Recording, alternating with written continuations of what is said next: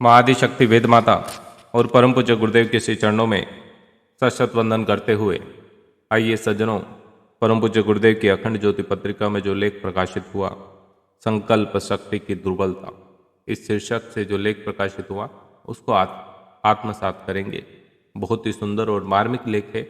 प्रसंग को अंत तक सुनिएगा और अपने मित्रों और परिवारजनों को साझा अवश्य करें।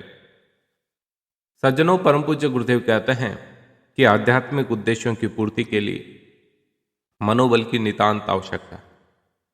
इसके अभाव में कोई व्यक्ति न तो वासना पर नियंत्रण कर सकता है और न तृष्णा के बंधनों से छूट सकता है। बार बार वह किन्हीं दुर्गुणों को त्यागने की इच्छा करता है, उनके परित्याग का संकल्प भी करता है, पर आंतरिक दुर्बलता के कारण वह बात निभती नहीं है। यह बात 100% सत्य है।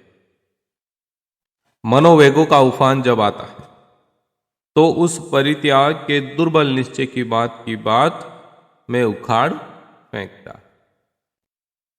गुरुदेव कहते हैं कि जप, तप, ध्यान, भजन, पूजन आदि करने का कार्यक्रम बनता है। थोड़े दिनों में जोश ठंडा होते ही आलसा हमें घेरता है और बनाया हुआ कार्यक्रम छूट जाता है। कई बार तो ऐसा होता है कि आत्मोन्नति के प्रयत्न असफल हो जाने पर हमारी हिम्मत ही नहीं होती कि हम फिर से प्रयास करें, हिम्मत टूट जाती है। मनुष्य सोच लेता है कि यह सब हमारे वश का नहीं। वो सारे कहते हैं ना, ये अपने बस की बात नहीं, हमसे यह सब नहीं निभेगा। भगवान की इच्छा हमारा कल्याण करने की नहीं दिखती। ऐसे बहुत सारे शब्द मनुष्य के द्वारा कहे जाते हैं। उसके पीछे केवल एक ही कारण है कि उसकी संकल्प शक्ति कमजोर है। गुरुदेव बतलाते हैं कि लौकिक और पारलौकिक पुरुषार्थों की सफलता का प्रमुख आधार आपका मनोबल है। साहस और धैर्य के बिना किसी को इस संसार में कोई कहने लायक सफलता नहीं मिली।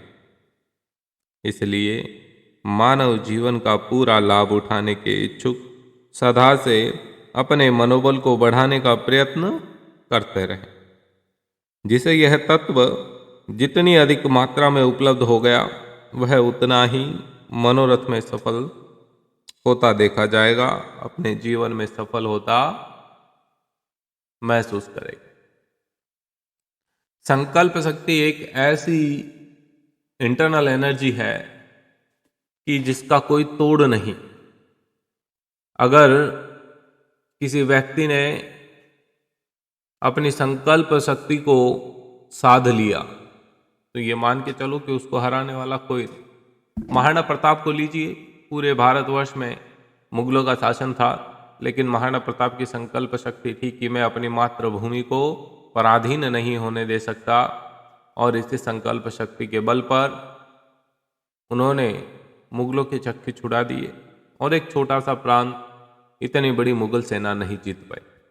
ये क्या था? उनका संकल्प शक्ति के कारण जो मनोबल उनमें उमड़ा, उसी का नतीजा था। तो हमें भी हमारे मनोबल को बढ़ाए हुए, हमारे संकल्प शक्ति को बढ़ाए हुए रखना। अब ये बढ़ेगी कैसे? सबसे बड़ी बात तो संकल्प शक्ति को बढ़ाने के लिए हमें छोटे छोटे संकल्प लेने चाहिए। एकदम से कभी भी आप बड़े स्केल पर संकल्प ना लें, छोटे छोटे संकल्प लें।